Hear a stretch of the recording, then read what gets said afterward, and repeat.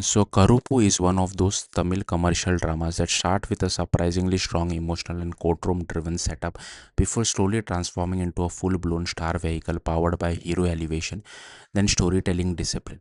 Directed by R.J. Balaji, the film blends courtroom drama, divine intervention, social commentary, and mass masala spectacle into an ambitious but uneven package that works best when it stays grounded in human conflict rather than supernatural theatrics. The central premise is immediately interesting. Surya plays Vetai Karuppu, a deity who descends into the human world to help a helpless father and daughter trapped inside a corrupt legal system.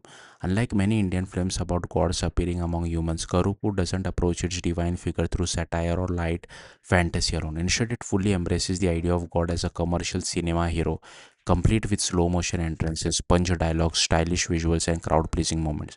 That approach gives the film a unique flavor, especially in the first half. The story initially revolves around stolen jewels case involving a struggling father and his sick daughter played by Indrans and Anaga Maya Ravi. Their desperation creates genuine emotional investment and gives the film its strongest dramatic foundation. The courtroom portions are where Karuppu feels most focused and compelling. R.J. Balaji also appears as Baby Kanan, a manipulative lawyer who has mastered loopholes, influence, and corruption inside the legal system. His character works effectively because he doesn't simply act evil for the sake of it. He represents a system so broken that even truth struggles to survive within it. Within it, opposite him is Preeti, played by Trisha Krishnan, an honest lawyer trying to fight for justice despite constantly losing to corruption and manipulation. Meanwhile, the judge Raja Nayagam, played by Neti Subramaniam, appears increasingly compromised by the very system he's supposed to protect. The most engaging aspect of the first half is the challenge Baby Karan throws at Vitai Karup.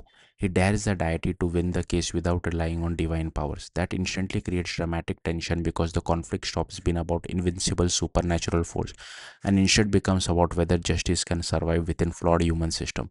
For a while, the movie genuinely works because it treats the legal battle seriously. The emotional stakes feel human, corruption feels believable, and the divine figure is forced to operate within early limitations. There's something compelling about watching God himself struggle against procedural corruption and manipulation. Unfortunately, the film begins losing focus after the interval.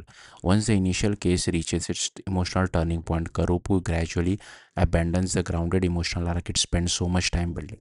Important characters and emotional consequences suddenly receive very little attention as the narrative rushes towards bigger hero moments and larger crowd pleasing sequence.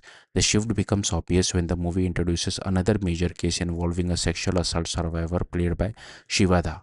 Instead of deepening the moral and emotional themes, the film increasingly leans into exaggerated supernatural spectacle and mass commercial entertainment. At this point, the movie essentially transforms from court mode into what can only be described as God mode.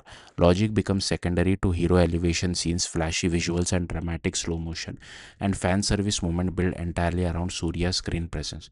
The screenplay starts relying on vague divine logic whenever situation becomes difficult to explain coherently.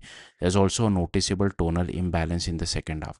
Certain sequences involving truth manipulation or and forced honesty play out almost like a comedic sketch similar to Liar Liar, which clashes awkwardly with the serious themes involving justice, grief, and assault. The film starts feeling less like a focused legal drama and more like a collection of mass moments stitched together. Still, Surya's performance keeps the film engaging even when the writing becomes messy.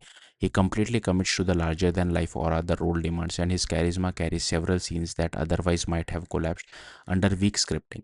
Visually, cinematographer G.K. Vishnu gives the movie an aggressively stylish look filled with saturated lighting and dramatic compositions that amplify the mythic heroism. Meanwhile, Sai Abhyankar delivers an energetic score that heavily supports the film's mass commercial identity. The biggest disappointment is that the movie clearly had the potential to become a far more powerful story. The first half raises genuinely interesting idea about corruption, morality, and whether justice can survive within human system without supernatural shortcut. But instead of exploring those themes deeply, the second half prioritizes fan service spectacle over emotional payoff. In the end, Karuppu works best when it behaves like a courtroom thriller where even God must follow human rules. That tension gives the film emotional weight and originality. But once it fully embraces divine spectacle and hero worship, it sacrifices much of the grounded drama that initially made it compelling. The result is a movie that remains entertaining in flashes, especially for fans of Surya's larger than life screen presence, but ultimately feels far less impactful than its premise promised. Thank you for watching. Bye.